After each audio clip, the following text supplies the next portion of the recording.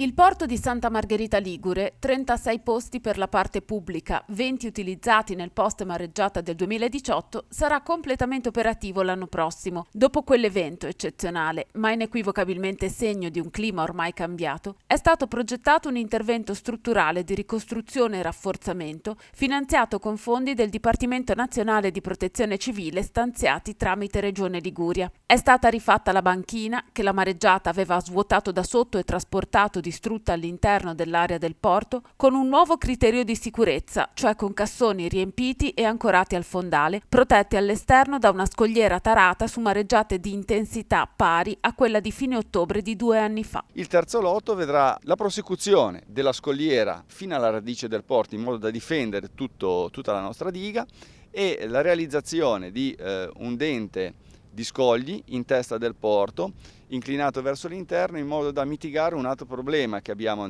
storicamente nel nostro porto, che è quello della risacca. I lavori sono stati assegnati nel settembre del 2019 a Cave di Frisolino di Ne, Simes Tiguglio di Carasco e ZSRL di Chioggia. Le imprese non si sono fermate durante il lockdown. C'erano 5-6 operai in cantiere, abbiamo sempre misurato la temperatura, ci siamo attenuti a tutte le disposizioni e comunque siamo andati avanti con la costruzione dei cassoni. Per sistemare i cassoni e i massi della diga è stata utilizzata la Maria Vittoria, la nave gru della Z di Chioggia, che è stimata essere la più potente d'Europa. La nave, oltre a mettere giù i cassoni, faceva spola dalla Sardegna a Santa Margherita Ligure, carica di massi di granito con 2500 tonnellate più o meno a viaggio, e poi le ha posizionate all'esterno del muro del porto, diciamo. Pensiamo ai cassoni, che sono 1800 quintali, non c'è nessuna gru che possa alzarli, a parte quelle stradali con 1000 contrappesi.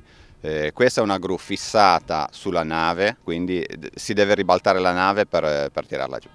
Il primo evento ha avuto esito positivo, la mareggiata di venerdì non ha danneggiato la diga. Un po' di apprensione perché comunque il mare non si sa come si comporta di volta in volta. Fortunatamente non ha dato danni alle strutture, qualche attrezzatura e ce la siamo cavata. Non è nulla di eccezionale perché questo porto è stato progettato per reggere questo tipo di mareggiate e anche superiori. E questo, insieme all'operosità e al cuore con cui hanno lavorato tutti i nostri operai sul porto, ha consentito di poter difendere la città in un periodo critico come quello autunnale in cui sovente negli ultimi anni capitano fenomeni di questo tipo.